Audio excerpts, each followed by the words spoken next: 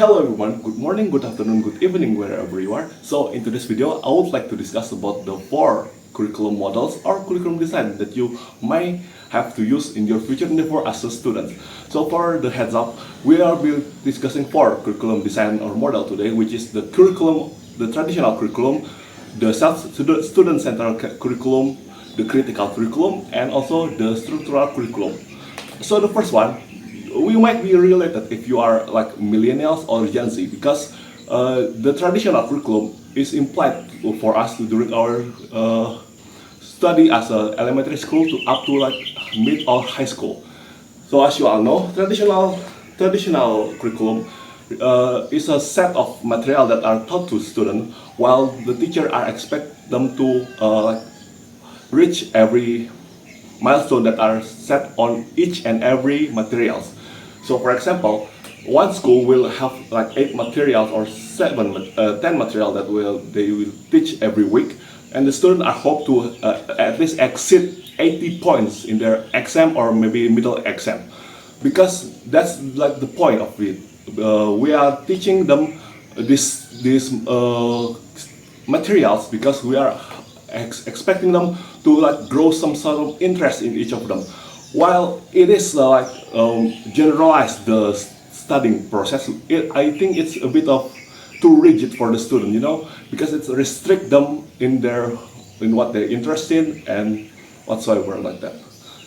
So we're moving on to the opposite of the traditional curriculum, which is the student-centered curriculum. Student-centered curriculum focus on what student actually interested in and needs in their endeavor as a student in their school. So of course, like Indonesia right now are implementing the Merdeka curriculum, which is basically this type of curriculum that sadly hasn't really been working out that much.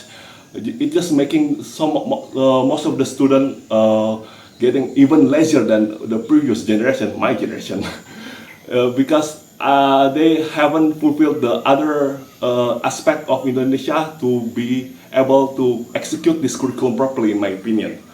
Why is that? Because student-based curriculum centered obviously around the student that has to set a path for themselves and choose which subject or materials that they want to study for their future jobs. But many students in Indonesia right now are basically clueless and they didn't know what they should choose as a person.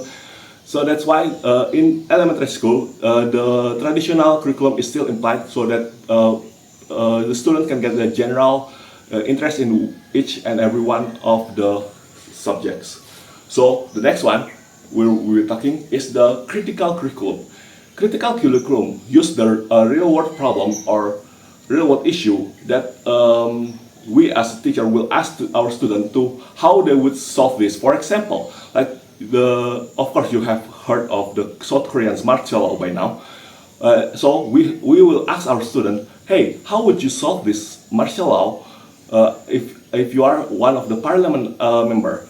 So of course the student will first have to study what is the martial law, and once they learn that it's some kind of dictatorship for the South Koreans, of course they would not like to that law to be applied in their countries, and maybe they will doing all mean to get into the courthouse and disband this kind of law. Okay, that's basically the critical curriculum. It may help our student to build some critical thinking for themselves to solve a real problem, so they know their study are implied into real world.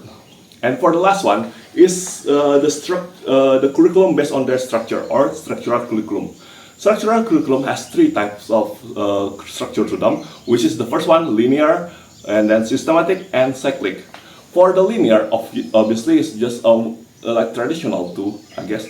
It's just moving forward, and while we're moving forward, the subject's getting harder and harder by each day. And then we have the systematic, which is basically grouping the competency that each student have to achieve during their study period, and then obviously hope to achieve that and manage to execute them perfectly or maybe decent one. And for the last one, we have the cyclic curriculum, which is basically some form of remedial where basically if students fail in one subject, they can visit that subject again to better their score for the futures.